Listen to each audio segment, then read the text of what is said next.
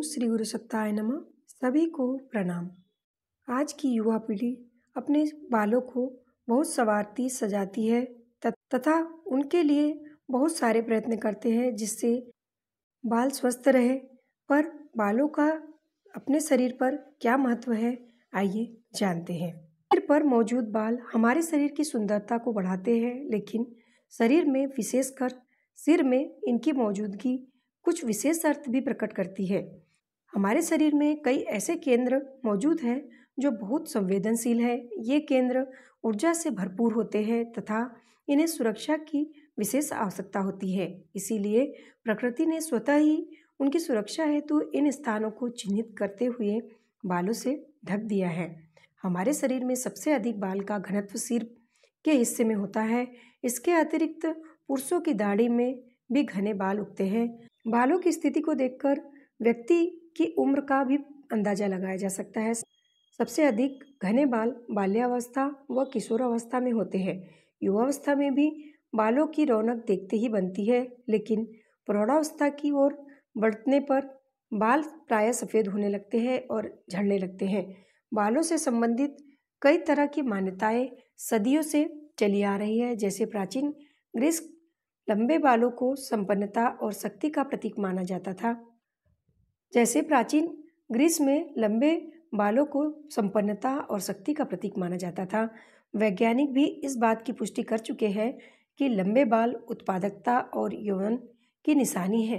प्राचीन भारत में ऋषि मुनियों के भी लंबे बाल होते थे और वे अपने बालों में गांठ लगा कर रखते थे।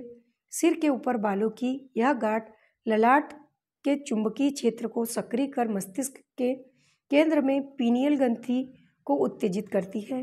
पीनियल ग्रंथि की इस सक्रियता के परिणाम स्वरूप एक स्राव होता है जो उच्च बौद्धिक कार्यकल्पता के विकास के लिए जरूरी है।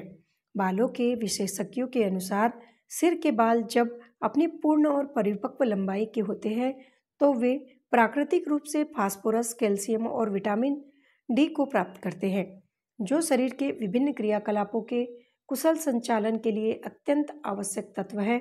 इनके कारण हमारी स्मृति क्षमता बेहतर बनती है, शारीरिक ऊर्जा में बढ़ोतरी तथा हमारी सहन शक्ति में वृद्धि होती है। कहीं कहीं पर बालों को शरीर के एंटीना की संज्ञा दी गई है और ये सूर्य की ऊर्जा को इकट्ठा कर मस्तिष्क के भीतर तक पहुंचाते हैं। इस तरह बाल शरीर की विद्युत चुंबकीय ऊर्जा का कंडक्टर कहे जा सकते हैं। कुछ शोधकर्ताओं के अनुसार सिर के शीर्ष के बाल शरीर में ऊर्जा का संचालन करते हैं और शरीर के पूरे विद्युत चुंबकीय क्षेत्र को संतुलित करते हैं, जिससे व्यक्ति को अपनी जीवन शक्ति और अंतर्ज्ञान बढ़ाने में भी मदद मिलती है। भारतीय साधना ग्रंथों के अनुसार शिखा स्थान मस्तिष्क की नाभि के समान है। दूसरे शब्दों में इसे मस्तिष्क का हृदय भी कह सकते हैं। इस केंद्र स्थान एवं इससे संबंधित 4 दिशाओं में 5 शक्तियाँ रहती है: विवेक शक्ति, दृढ़ता शक्ति, दूरदर्शिता शक्ति, प्रेम शक्ति और संयम शक्ति। इन 5 की जड़ शिखा मूल में है। मस्तिष्क का हृदय होने तथा 5 महत्वपूर्ण शक्तियों का केंद्र होने के कारण इस स्थान का महत्व शरीर के सब स्थानों से बढ़कर हो जाता है। अतः इस स्थान को स्वस्थ एवं सुरक्षित रखने का सर्वोत्तम तरीका केशाच्छादित रखना है। हमारे बालों में बाहरी वातावरण के शरीर पर पड़ने वाले प्रभाव को रोकने की शक्ति है।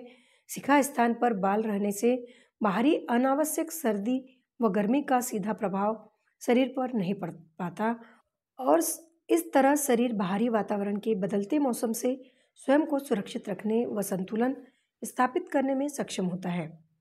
बालों का सुरक्षा कवच होने से शरीर के मर्मस्थल भी सुरक्षित रहते हैं और इनमें कोई विकार सहजता से उत्पन्न नहीं हो पाता। यही कारण है कि गुरुकुल परंपरा में शिष्यों की बड़ी बड़ी शिखाएं होती थी।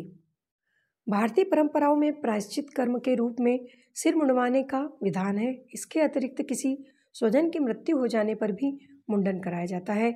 इस मुंडन का अर्थ है मन को शिथिल करके शोक मनाना। भारतीय संस्कृति में संन्यास परंपरा में भी सिर मुंडाने का विधान है। इसका कारण यह है कि बाल हमारे शरीर का एक अभिन्न अंग है। शरीर की सुंदरता को बढ़ाने और बालों से लोगों की आसक्ति भी होती है। चूँकि संन्यास परंपरा में त्याग एवं अनासक्ति को विशेष महत्व दिया गया है, इसलिए इसमें बाल मुड़ाने का विधान है। हमारे सिर के बाल प्रतिमाह लगभग 1.5 इंच की दर से बढ़ते हैं। इनकी आयु 2 से 8 साल तक होती है। इनके बाद पुनः नए बाल आते हैं।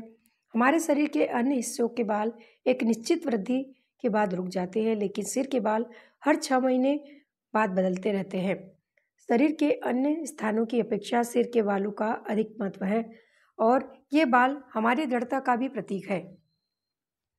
यही कारण है कि गुरु गोविंद सिंह ने बालों के महत्व पर जोर देते हुए उन्हें लोगों के स्वाभिमान से जोड़कर देखा। बालों के निर्माण में प्रोटीन का महत्वपूर्ण योगदान होता है। घने व लंबे बालों से यह पता चलता है कि व्यक्ति शारीरिक रूप से स्वस्थ है। जहाँ तक साधु संतों द्वारा लंबे बाल रखने की परंपरा की भी यही बात है। जहाँ तक साधु संतों द्वारा लंबे बाल रखने की परंपरा की बात है, तो ऐसे लोग अपरिग्रह होते हैं। इनके पास अपने बालों को काटने के साधन नहीं होते। इसके अलावा ये अपनी साधना आदि में ही इतने मग्न रहते हैं कि बालों के रखरखाव और सुंदरता के ऊपर इनका ध्यान ही नहीं जा पाता। फलस्वरूप इनके बाल जटा के रूप में बढ़ जाते हैं।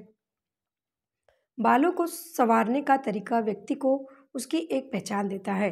बालों का सही ढंग से रखरखाव बालों की आयु बढ़ाता है। वहीं बालों का सही ढंग से रखरखाव न किया जाए तो यह त्वचा संबंधी विकारों का भी कारण बन जाता है।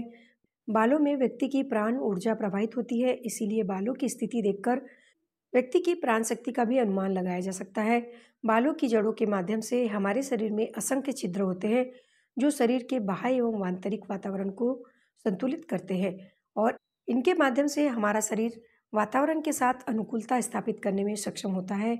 हमारी शारीरिक व मानसिक स्थिति का सबसे अधिक प्रभाव हमारे बालों पर पड़ता है और यही कारण है कि बीमार होने पर, ज़्यादा तनाव चिंता से ग्रसित होने पर बाल कमज़ोर हो जाते हैं और अधिक झड़ने लगते हैं। इन तथ्यों के आधार पर ही बालों का विशेष महत्व माना गया है। शीर्षक समाप्त।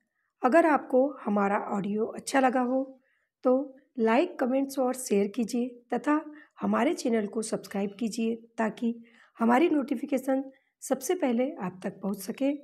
धन्यवाद।